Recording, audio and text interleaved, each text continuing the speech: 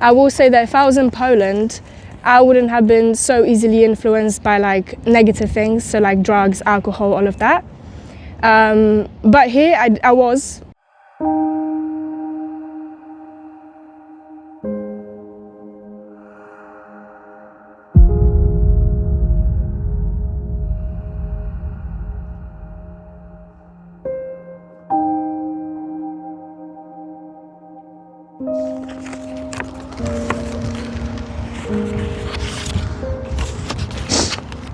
I'll pop that down there for now.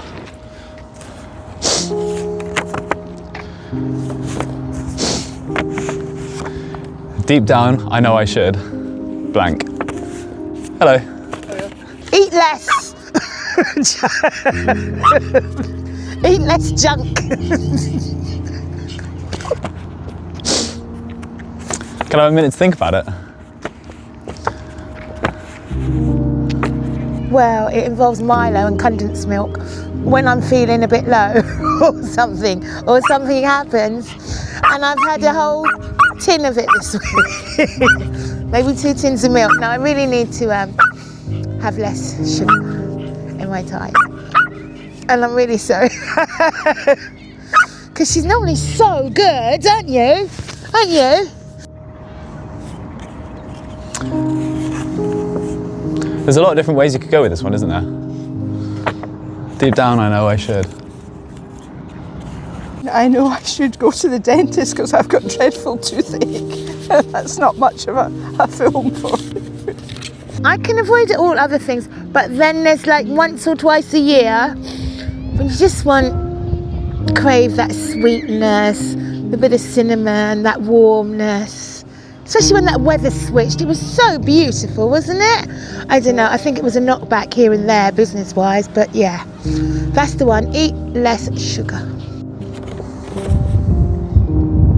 I don't know. I don't think there are many things that... I think we can get very focused on the mindset that you have to do this, you have to do that, you have to, I don't know, find a partner and grow up and have kids and, you know, get a job.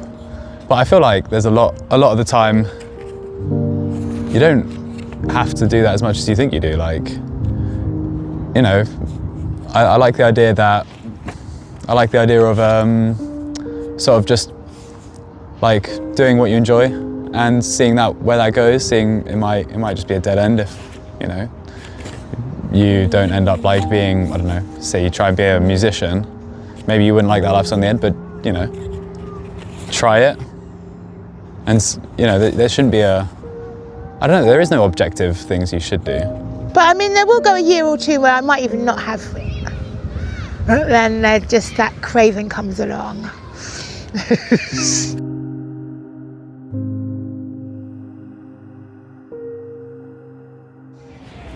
Okay. Wait, let's open this up. I'm very sensitive, by the way, so this might go sideways. Oh, deep down, I know I should. Maybe I should move back to Glasgow. London's great when you're young. It starts to get a bit more brutal as you get older and your friends leave and you're not working any longer and you don't see all the people you used to see. And so deep down, I think it's easier going to somewhere smaller than London, where your friends are quite close. You know, in Glasgow they're closer. In London they can be in the home counties, miles away. They're good friends, but the actual space between you physically is just quite difficult. So it might be easier in a smaller place. And maybe I'll go back to my roots. Deep down, I know I should leave and move out. However, it's not possible because, yeah, in the socio-economic state of this country, there's no way to actually rent out a place by yourself and also work and also do uni. So living with parents until further notice? Well, my dad died last year and he was the last surviving family member.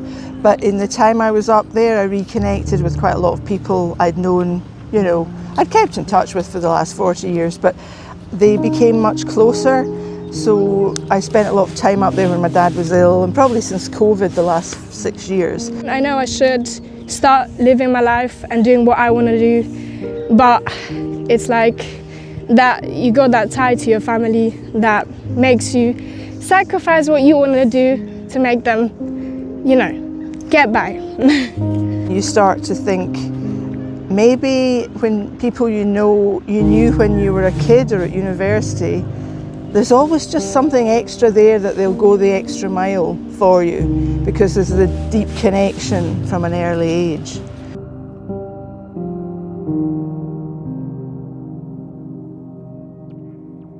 Deep down, I know I should like keep going for like dreams and stuff like that, and just like understand the way to actually get to what I want, my passions and stuff like that.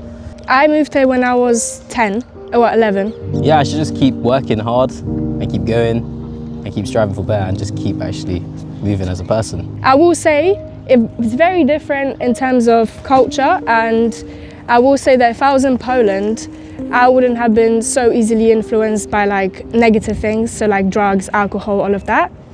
But here I was. So my filmmaking journey, I've been doing this for like 2 years now. I started back in like around year 11 when I was in sixth form as well. I used to use my school camera. And the barriers I've had is like kind of communicating with my family because they don't really accept it. They want me to go into like more actual job base.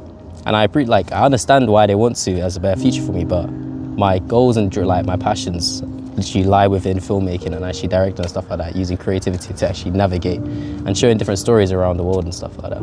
I was so easily, I would say maybe like influenced because I wanted to like fit in. And obviously not speaking English in like year 7 or like year 6, like I was being bullied or whatever. So then from year 8, 9, 10, I was trying to fit in, It worked, but what was I fitting in for? My ideal life for 10 years would probably be in America, like just have loads of cars, just literally just have a good time and actually just create like a legacy which I can leave behind, like, and just like kind of help other people in a way as well.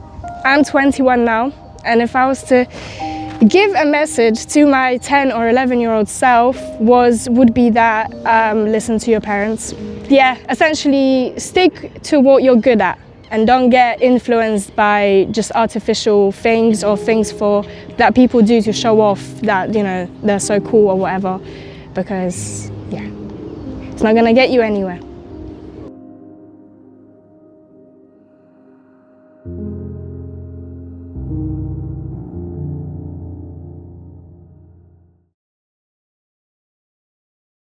Her name is Aria, by the way. Mwah.